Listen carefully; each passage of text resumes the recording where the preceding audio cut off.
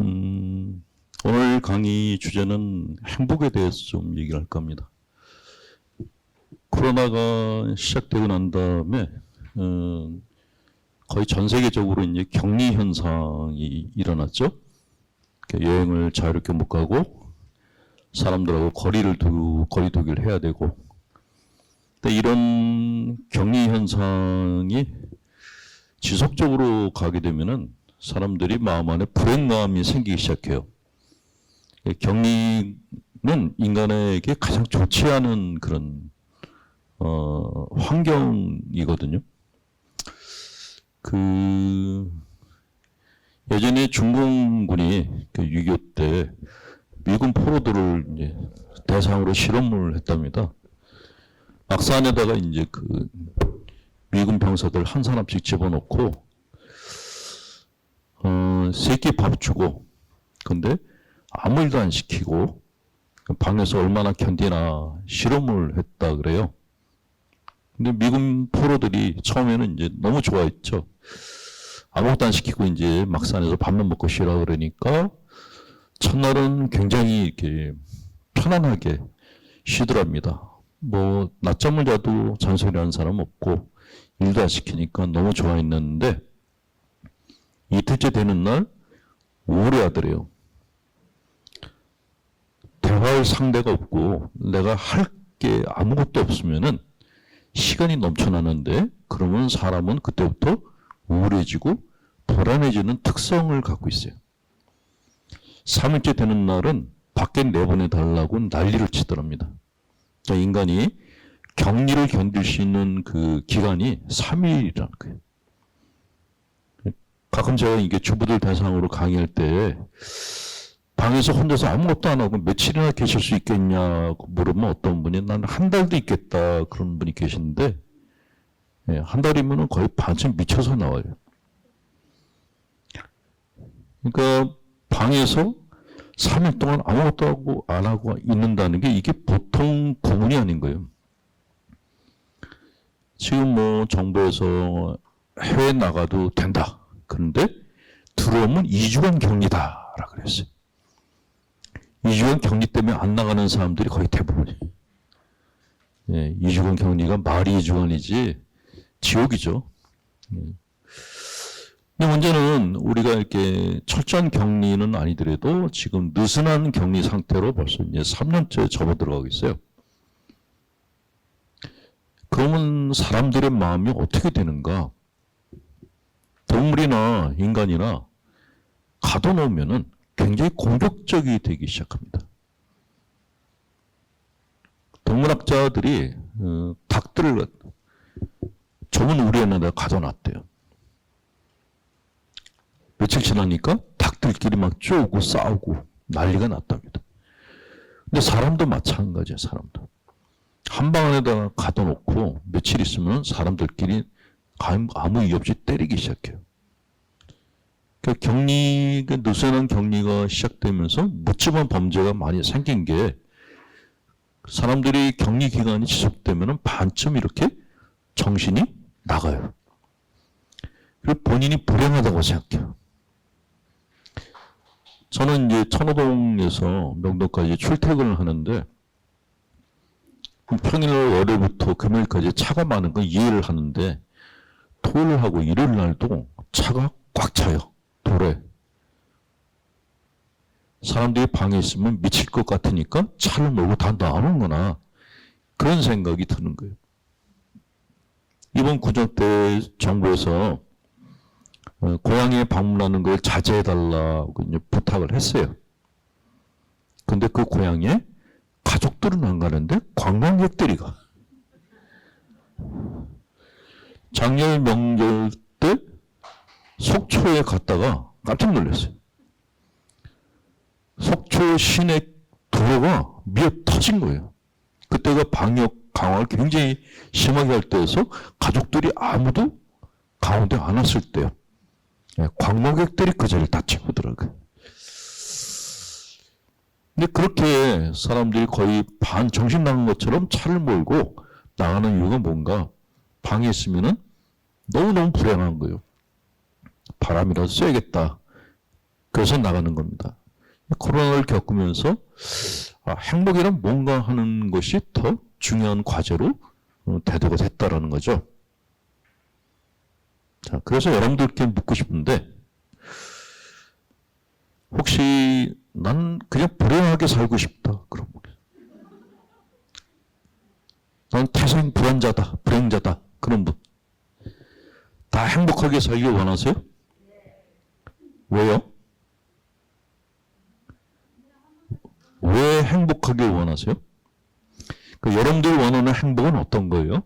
이거는 우리가 좀 더 생각을 해볼 필요가 있다는 거죠. 그래서 오늘 강의하고 다음 달 강의 2번은 행복에 대한 이야기를 여러분들과 같이 한번 생각을 나누는 시간을 갖도록 하겠습니다. 우선 행복에 대한 얘기를 하기 전에 행복에 대한 부정적인 의견들부터 같이 얘기를 해볼게요. 자, 첫 번째, 행복에 대한 부정적인 의견 중에 첫 번째가 뭐냐면, 행복한 사람들은 머리가 나쁘다. 어떻게 생각하세요?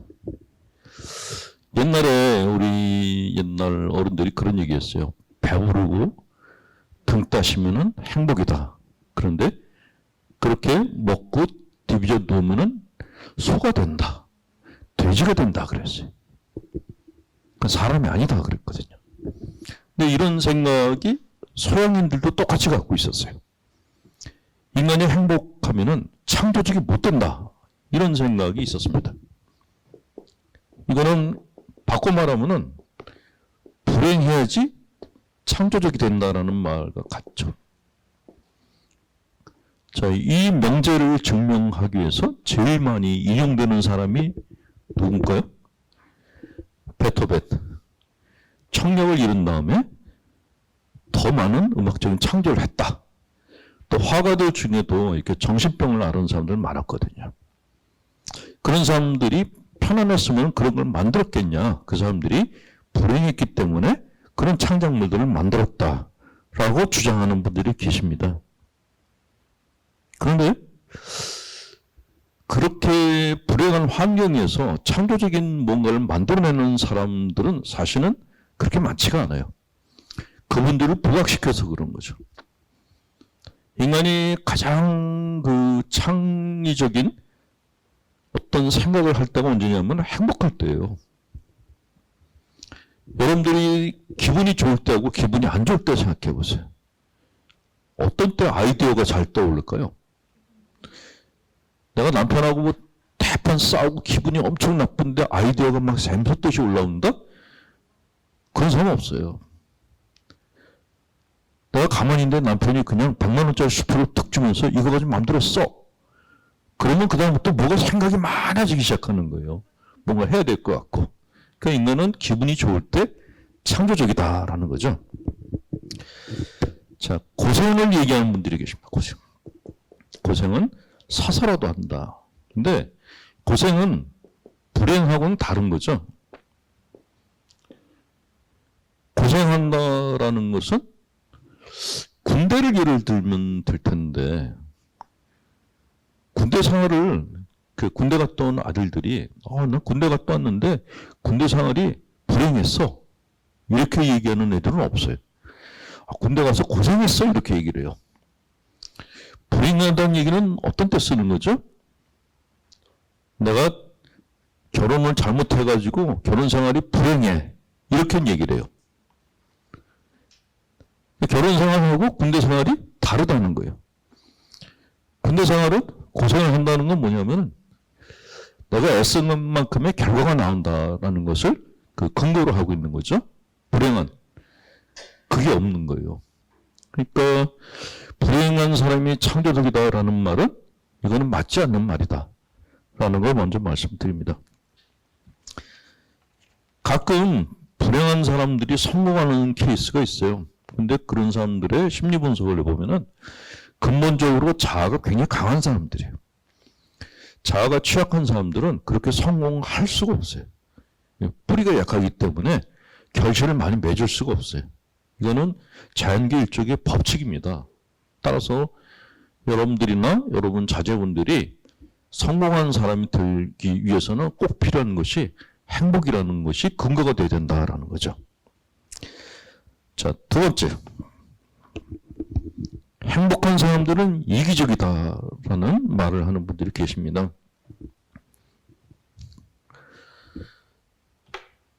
밥 먹고 있는데 그 열심한 신자분들 중에 그런 분들이 계세요. 밥이 너무 맛있어서 먹고 있는데 신부님 지금 바깥 사람들이 지금 밥 못 먹는 사람이 얼마나 많은데 그렇게 밥이 입으로 넘어가세요? 그런 사람들이 가끔 있어요. 이렇게 불행한 사람이 많은데 왜 이렇게 너 혼자만 행복하냐?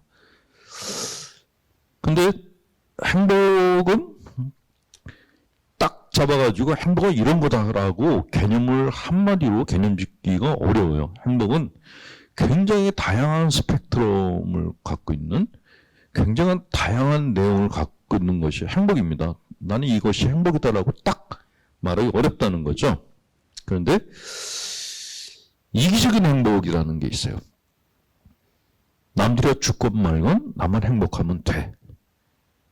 이거는 성격 장애자들이 갖고 있는 행복이죠. 제가 강의 때 미리 말씀드렸습니다만 신경증 장애자들은 모든 걸 다 내 탓으로 돌리는 사람들이고 성격 장애자들은 다 남의 탓으로 돌리는 사람들이에요. 성격 장애자들은 주변에 있는 사람들이 다 나의 행복을 위해서 존재해야 된다는 것을 신념으로 삼고 사는 사람들이에요. 그러니까 내 주변에 있는 모든 사람들이 다 내 종이 돼야 돼. 그 사람들한테 잘해주는 것도 나한테 더 잘해주길 바라는 마음으로 뭔가를 베풀어요. 이게 성격장애자들의 특징입니다. 이 성격장애자들은 그래서 자기 말에 대해서 토를 달거나 대들면은 그거를 견디지를 못하는 성격을 갖고 있는데 이런 성격장애자들 같은 경우는 이기적인 행복을 추구하죠. 그러니까 나만 행복하면 된다는 거예요. 다른 사람들은 불행하건 말건 상관이 없다라고 생각하는 거죠. 이런 성격장애자들 중에서 그 최악의 케이스가 요새 그 미얀마 군부를 들 수가 있죠. 그 미얀마는 저는 몇 년 전에 미얀마를 이제 개인적으로 여행을 갔는데 가서 뭐 정말 너무나 많은 불상을 봤어요. 불교 신자들이 유럽을 가면은 지겨워하는 게 너무나 많은 성당을 보고 다닌대. 유럽은 성당밖에 없잖아요. 유럽에 절간이 어디가 있겠어요? 근데 동남아시아에 가면은 성당은 안 보이고 전부 절밖에 없어요. 이 코스가 이 절에서 저 절 가고 이 불상에서 저 불상을 보러 다니는 거예요. 미얀마는 정말 이렇게 3일 동안 둘러봤는데 3일 내내 비를 맞고 3일 내내 부처님만 보고 왔는데 그냥 기억에 남는 거는 사람들이 너무 착하다라는 것만 기억에 남아요. 가이드가 저를 보고 미얀마에서는 여권을 분실해도 걱정하지 말라고. 그건 저 사람들은 절대로 안 훔쳐간다. 그런 얘기 하더라고요. 미얀마 신자들이 다 불자들인데 그 신심이 엄청나요. 대단한 정도가 아니라 엄청난 신심을 갖고 있어요. 뭐, 그 중에 가장 엄격하게 불교 수행을 하는 사람들은 이렇게 불경을 외울 때 입에다가 이렇게 베일 같은 거를 하고 있더라고요. 여기다가. 여러분들은 좀 마스크를 하고 있는데, 거기는, 이렇게 망사 같은 걸 갖다 입에 걸치고 있어요. 저게 뭐냐 했더니, 기도를 하다가 혹시 벌레가 입에 들어와서 벌레를 죽일까봐. 벌레가 못 들어오게 하려고. 그리고 일반 서민들도 자기들이 일을 해서 돈을 벌면은 그 돈의 일부를 금쪼가리를 사는 거예요. 금 종이 같은 걸 사요. 얇은 종이 같은 걸 사서 그걸 불상에다 다 입혀요. 근데 그 불상 크기가 어마어마하게 커요. 미얀마에 꽤 여러 군데를 다녔는데 모든 불상이 다 금박으로 다 입혔어요. 그게 거의 국민들이 가서 자발적으로 금붙이를 다 붙인 거예요. 근데 그게 참 인상적이었죠. 근데 그런 자국민을 군부가 학살을 하고 있어요. 학살하는 이유가 딱 하나예요. 노예로 만들려고. 제가 작년인가 제가 아는 이제 국회의원이 미얀마 애들이 도와달라고 찾아왔는데 저를 보고 이렇게 교회에서 도와줄 수 있겠냐, 그렇죠? 청을 하는 전화가 왔어요. 그래서 만나고 싶다 그래서 미얀마 청년들을 만났죠. 그 친구들 이제 은퇴하신 추경님한테 이제 인사를 시키러 갔는데 그 미얀마 아이들이 그런 얘기를 하는 거예요. 한국에 와가지고 그 노동자의 권리가 있다는 걸 처음 알았다는 거예요. 그러니까 미얀마에서는 출퇴근 시간이 없다는 거예요. 그냥 일을 해야 된대요. 급여도 딱 정해진 게 없다는 거예요. 그냥 주인이 주고 싶은 대로. 그러니까 그렇게 미얀마에 사는 동안 사람들이 착한데 자기들이 받고 있는 대우에 대해서 어떤 항변도 못하고 사는 거예요. 그냥 노예살이를 한 거죠. 근데 미얀마에서 갑자기 왜 반군이 생기고 시위대가 생겼는가? 아웅산수치 여사가 그 정권 내에 들어오면서 아이들한테 여행 자유화를 시켜줬대요. 5년간의 자유 시간이 있었답니다. 그때 정말 많은 미얀마 아이들이 해외로 나간 거예요. 우리나라에 들어온 아이들이 3만 명 정도 들어왔대요. 근데 이 아이들이 한국에 들어와서 배운 게 민주주의가 뭔지를 처음 알은 거예요. 저도 이제 그 친구들하고 가끔씩 만나는데, 군인들이 무섭지 않냐? 그랬더니 무섭대요. 근데 자기들은 자기 자식들이 자기들하고 똑같이 노예살이 하는 건 그거는 도저히 용납할 수 없다고. 그래서 자기들이 다 죽더라도 미얀마를 민주화시키고 싶다고 그런 얘기를 하더라고요.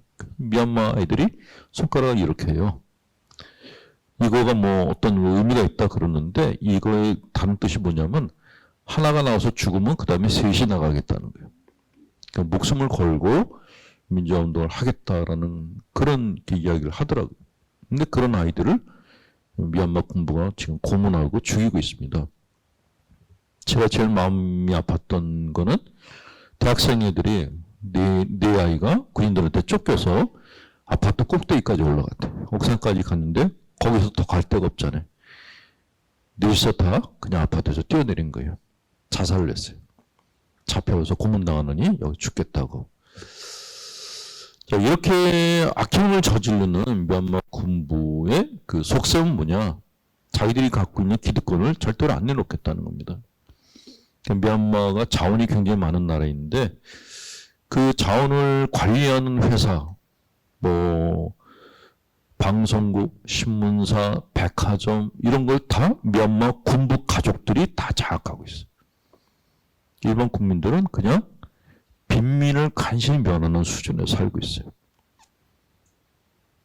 최악의 이기적인 행복을 누리는 게 지금 미얀마 군부입니다.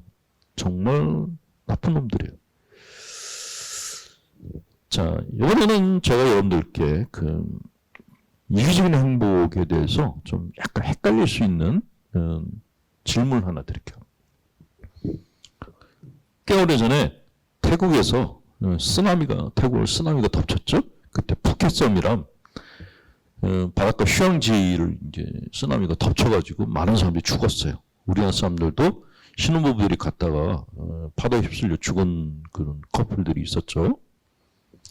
근데 그렇게 쓰나미가 덮치고 난 다음에 뭐 태국 사람들이 이제 다시 이제 재건하기 위해서 애를 쓰고 있는데 신문에 사진이 하나 실렸어요. 태국 사람들이 일하는데 그 옆에 외국인 노인들이 수영복을 입고 수영을 하고 있는 게 사진에 찍혔어요.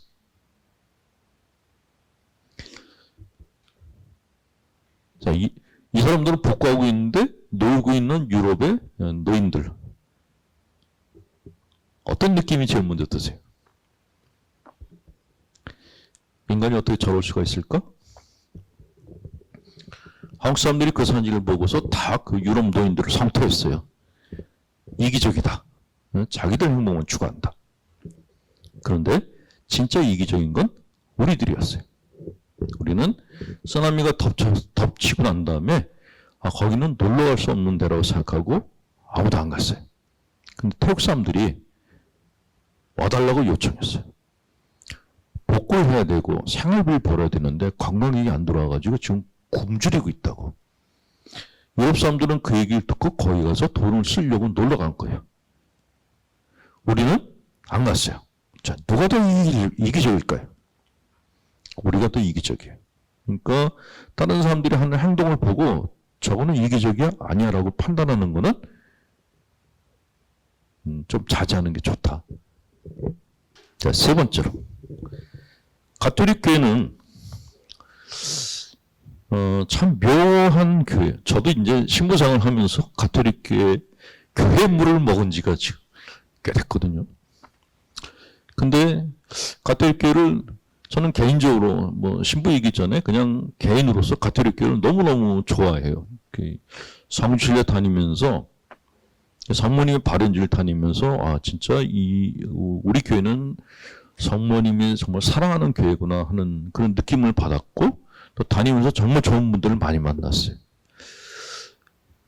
그 반면에 제가 이해를 하지 못할 것들도 많았어요. 가톨릭 교회가 갖고 있는 어떤 그 신족? 납득하지 못할 게 있었는데 가톨릭 교회는 무의식적으로 불행을 조장하는 그런 관념들이 있습니다. 예수님은 복음에서 예수님의 복음에서 가장 강조하는 게 어떤 것이었을까요? 내가 니들을 위해 죽었으니까 니들이 나를 위해서 희생해. 이런 얘기를 하셨나요? 안 하셨어요. 근데 교회에서 해요. 주님이 우리를 위해서 돌아가셨는데 우리가 뭔가 해야 되지 않겠어? 이렇게. 예수님이 강조했던 거는 행복이에요. 산상수훈에 나오잖아요. 산상수훈에 나오는 이야기들은 전부 행복하게 살기 위한 조건을 얘기를 하셨어요. 마음이 가난한 자, 슬퍼하는 자, 이런 이야기들을 하셨는데 그거는 다 행복의 조건들이었거든요. 근데 산상수훈에 대해서 강조하는 사람들은 그렇게 많지 않아요. 오히려 순환, 죽음, 고통, 이거 초점을 주로 맞추고 있어요. 아예 사순 시기를 정해놓고 40일 동안 우리가 지은 죄에 대해서 반성을 하고, 그러니까 주님의 순환, 죽음에 대해서 계속 생각하라고 하는 거는 딱 정해놨어요. 근데 연중 전례 기간 중에서 행복 주간 없어요. 하나님이 나를 선택해 주신 것, 하나님이 나한테 주신 은총에 대해서 행복을 묵상하는 주간은 없어요. 그냥 지은 죄를 갖다가 반성하려는 주간은 두 개가 있어요. 대림시기, 사수치기. 2차에 걸쳐서.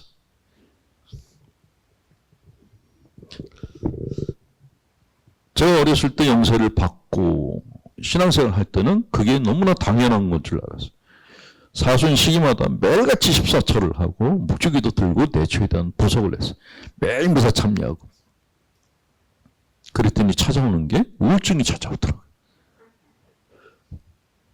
아무리 보석을 해도 하나님이 내 죄를 용서해 주지 않을 것 같다는 생각이 점점 더 강해져 가는 거예요. 그래서 내 생각이 이게 도대체 정상일까? 라고 생각해서 신앙생활을 오래 하신 분들한테 물어봤더니 옛날 성인들도 다 그렇게 살았대요. 근데 그게 문제라는 거를 정말 나중에 심리학을 공부하면서 비로소 알게 된 거예요. 가톨릭 교회의 기도 중에서 자학적인 기도들이 꽤 많아요. 자기를 불행하게 만드는 기도. 그 중에 대표적인 게 이제 오상기도라는 게 있죠. 예수님이 머리에 가시 하나 쓰셨는데 나는 내 머릿속으로 무슨 생각을 했나? 자, 여러분들 중에서 하루 종일 하는 생각 중에서 주님과 거룩함과 영성에 대해서 생각하는 생각을 하루 종일 한다. 그런 분 손 들어. 나는 하루 종일 영적인 것만 생각한다. 그 사랑과 기쁨에 대해서 생각한다. 그런 분 계세요?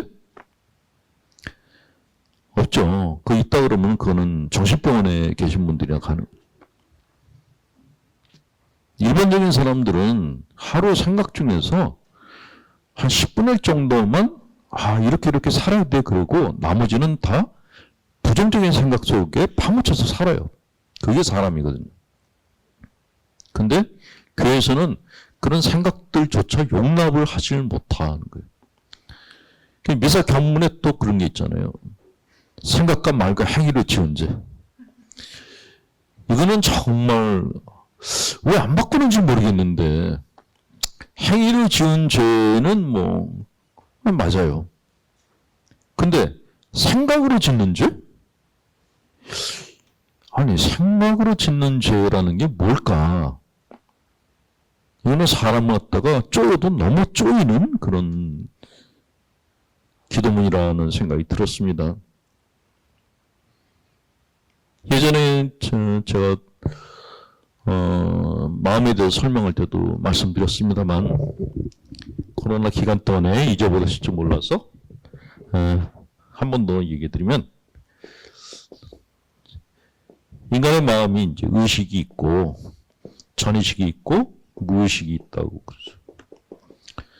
프로이드는 이 빙산에 일각같이 올라와 있는 게 의식이고 그 밑에 잠겨 있는 빙산의 나머지 부분이 무의식이다 그랬는데 실상은 무의식은 빙산의 밑에 있는 부분이 아니고 바다예요. 우리 마음 안에는 굉장히 넓은 바다가 있습니다. 근데 그 바다 속에 어떤 게 있을까요? 여러분들의 무의식 안에 있는 게 어떤 게 있을까요? 바다가 청정할까요? 온갖 쓰레기들을 다 갖다 버렸잖아요. 하와이 옆에는 한반도 4배 크기의 쓰레기 섬이 있다 그래요. 얼마나 많은 쓰레기를 갖다 버렸는지. 근데 그 쓰레기보다 더 많은 쓰레기들이 우리 마음 안에 있어요. 내가 살아오면서 도저히 용납할 수 없는 생각들, 그를 머리를 흔들면서 다 떨어버렸는데 그렇게 떨어버린 그 생각들이 어디로 갔을까요? 없어졌을까요? 아니에요. 다 내 무의식 안에 다 들어가 있어요. 그러니까 그래서 어떤 심리학자는 인간의 마음은 시궁창과 같다 그랬어요. 그거를 인정하셔야지 그때부터 마음이 편해지기 시작해요. 많은 종교인들이 내 안에 시궁창이 있다는 걸 절대로 인정을 안 하려고 그래요. 영적인 존재가 인간이다. 거룩한 존재가 인간이다. 그러면서 내 안에 있는 걸 자꾸 부정합니다. 내 안에 있는 어둠을 부정을 하는데 심지어는 내 안에 있는 어둠은 이건 내 거가 아니고 마귀 거다. 마귀가 장난친 거다라고 설명하는 분들도 있습니다. 마귀들이 하는 것도 있죠. 그렇지만 우리가 생내적으로 가지고 있는 어둠도 같이 있다라는 것이죠. 육지에 꽃이 만번의 육지가 있는가 하면은 시커멓고 어둡고 온갖 그 산업 폐기물도 다 갖고 있는 바다도 있듯이 우리 마음도 똑같다라는 거예요.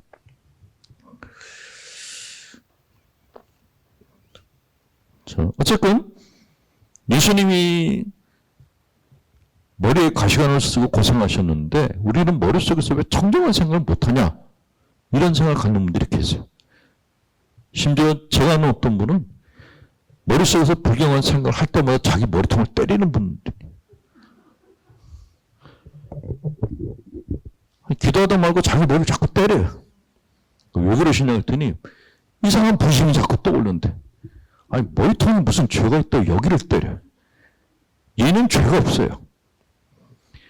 무의식 안에 있는 게 떠오르는 거지 머리하고는 상관이 없거든요. 자기 몸을 갖다가 때려서 극기를 하겠다고 하는 그런 신앙 방법론이 중세 때 굉장히 유행했었어요. 지금도 엄격한 수도원에서는 채찍으로 자기를 때리는 데가 있다 그래요. 뭐가 먹고 싶어도 때리고 뭐가 보고 싶어도 때리고 그렇게 해서 성인이 된다고 믿는 그런 수도회들이 지금도 존재합니다. 근데 그거는 신앙생활이 아니고 자학적인 삶인 거죠. 근데 그런 자학적인 삶의 근거를 사실은 가톨릭교의 불행관이 제공을 해줬다는 거예요. 성당을 다니면은 거의 모든 성당들이 예수님의 시신을 매달아 놓고 있습니다. 우리는 십자가 예수님을 보고 기도를 하면서 십자가 예수님이 마치 살아있는 듯이 느껴요. 근데 정확하게 말하면 십자가에 시신이 매달려 있는 거예요. 그러니까 성당은 시체 안치소예요. 그래서 그런지 가끔 신부들 중에 성당을 영안실로 만드는 친구들이 있어요. 신자들이 성당 안에서 행사하는 것을 절대 부러워해요. 예수님이 이렇게 매달려 계신데 어디서 여기서 잔치질을 하려고 그러냐고 막 난리치는 그런 신부들이 있어요. 어린아이들이 주일학교 때 떠들면은 밖으로 다 쫓아내는 보좌 신부도 있어요. 근데 그런 사람들이 갖고 있는 생각은 뭐냐? 예수님이 이렇게 불행한 삶을 살다 돌아가셨는데 어떻게 우리가 행복할 수 있느냐라는 신념을 갖고 있는 거예요. 그게 가톨릭교의 불행관이라는 거죠. 그래서 이런 친구들은 되게 웃질 않아요. 강론을 들으면은 강론이 굉장히 드라이해요. 톤도 일정하고 하나님의 사랑을 얘기하는데 사랑을 느낄 수가 없어요. 그냥 읽어요. 예. 미사를 정말 재미없게 이렇게 하는 친구들이 되게 그 불행관을 무의식 안에 갖고 있는 친구들이다라는 거죠. 심지어는 교회에서 신자들한테 야단을 치는 신부들이 있습니다. 가끔 이제 제 그 이메일에 그런 상담 사연이 와요. 우리 본당 신부님이 교회 성사를 보러 들어왔는데 본당 신부님이 너 같은 게 신자냐 그러면서 나가라 그래서 쫓겨났는데 내가 그렇게 죄인이냐라고 묻는 이 이메일이 와요. 그래서 그냥 답을 보냈어요. 형제님 문제가 아니라 그놈이 더 문제인 것 같다고.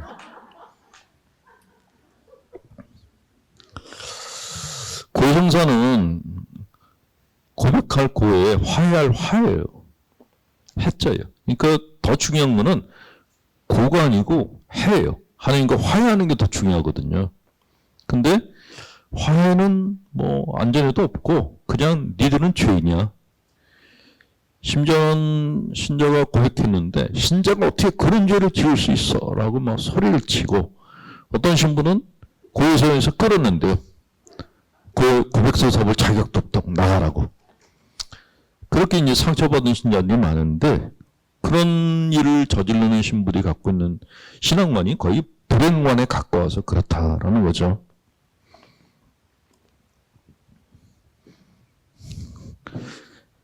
자, 죄에 대해서 가톨릭교회 신자분들이 갖고 있는 개념은 조금 다른 종교 분들보다 좀 심각한 면이 있습니다.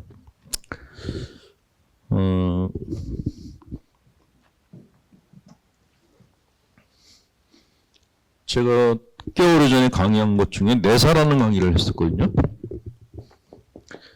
내사는 인트로젝션이라고 하는데 내가 가지고 있는 생각들은 내가 만든 것들이 거의 없어요. 거의 다 외부에서 들어온 거죠.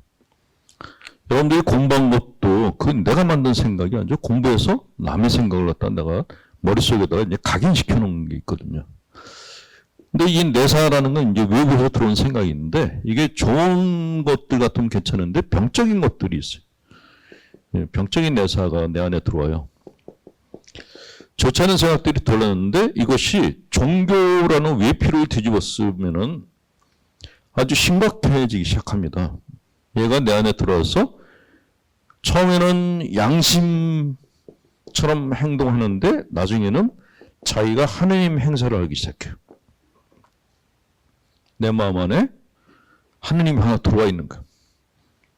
내가 뭘 할 때마다 얘가 나를 갖다 찔러요.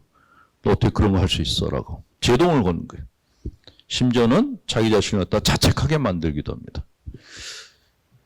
내사가 심할수록 죄의식이 심해져요. 죄의식이 점점 더 심해지게 되면 죄의식이 병적인 죄책감으로 변질됐다가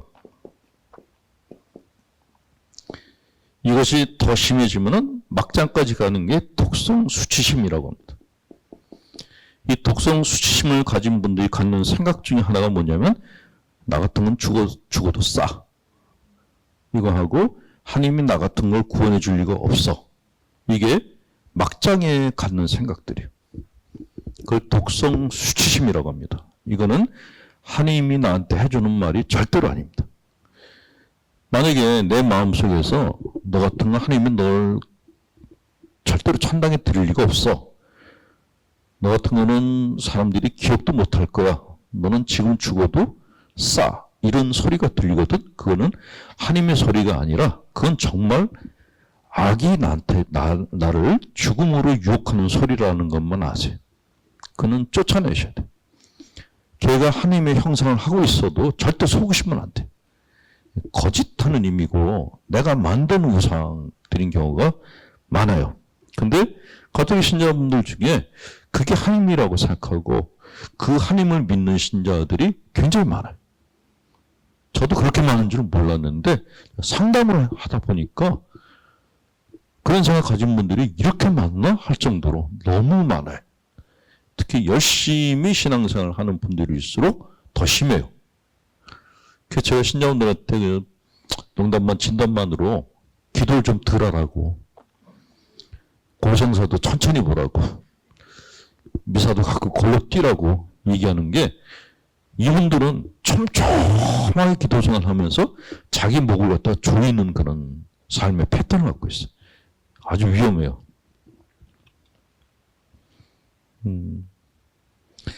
자, 이런 죄의식, 병적인 죄책감, 독성 수치심을 가진 사람들은 기도를 많이 합니다. 기도를 많이 하는데,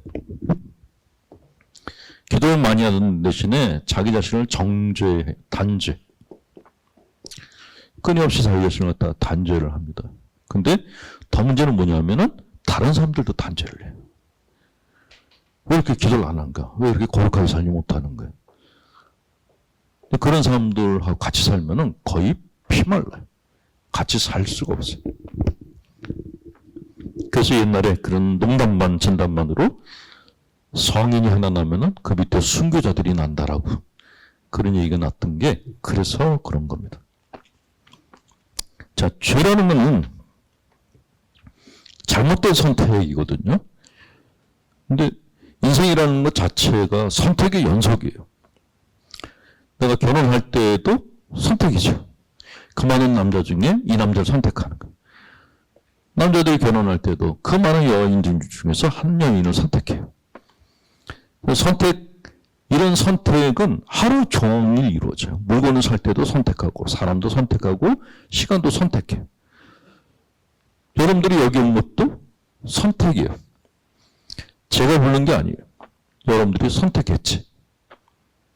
여기서 나가는 것도 여러분들이 선택할 수 있는 거예요. 이렇게 인간에게는 선택할 수 있는 권리가 주어졌어요. 그래서 가톨릭교에서는 인간에게 자유의지가 있다라고 얘기를 합니다. 그런데 자유의지가 있는 것은 맞는데 내가 가지고 있는 자유의지가 정말 자유로운 의지냐? 이거는 생각해 볼 필요가 있어요. 왜냐하면 우리가 하는 최선의 선택이 항상 좋은 것만은 아니잖아요. 어떤 경우는 어쩔 수 없이 안 좋은 선택을 하기도 해요. 도둑질 하는 사람들이 도둑질 하고 싶어서 도둑질 할까요? 도둑질이 취미생활이라서 도둑질 하는 사람은 아무도 없어요. 정말 너무너무 가난한데 그래도 열심히 이렇게 일해서 돈을 벌려는 사람과 너무너무 가난해서 도둑질하는 사람이 있어요. 범죄를 저지르는 사람. 왜 같은 환경에서 다른 선택을 할까요?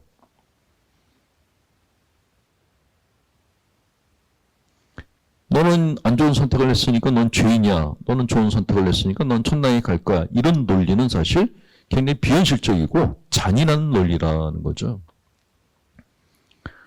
우리가 어떤 선택을 할 때는 무엇인가 선택할 때는 이 뒤에 생각, 감정들이 깔려 있단 말이에요. 내가 그동안 살아오면서 생각했던 것들, 내가 느꼈던 감정들, 수많은 경험들에 의해서 선택을 해요. 근데 성장 과정에서 항상 좋은 경험을 한 사람들은 그렇게 많지 않아요. 생각해보니까 억울한 일들이 너무 많았어요. 내 마음 안에 풀리지 않은 한들이 많아요. 그 결핍 욕구라고 하거든요. 이 결핍 욕구가 심하면은 건강한 선택하기가 굉장히 어려워요. 힘들어요. 그러니까 우리가 자유의지가 주어졌다고 하지만 우리의 성장 과정이 불행을 하면은 그 자유의지가 건강한 쪽으로 가기가 정말 어렵다라는 거죠. 그래서 저는 심리학을 공부하고 난 다음에 사람들이 죄를 짓는 것에 대해서 정죄를 못 하겠더라고요. 어쩔 수 없이 죄를 짓는 경우도 많기 때문에 그를 죄를 지었다고 단죄를 하는 것은 굉장히 잔인하다라는 생각이 들더라고요.